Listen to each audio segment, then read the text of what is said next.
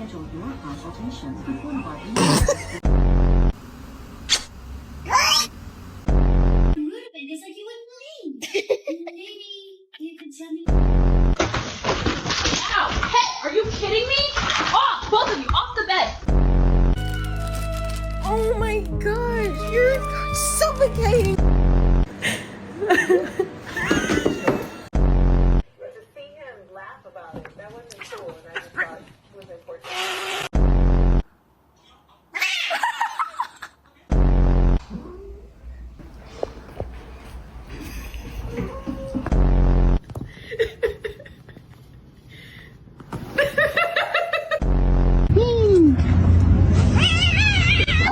Ha ha ha ha ha!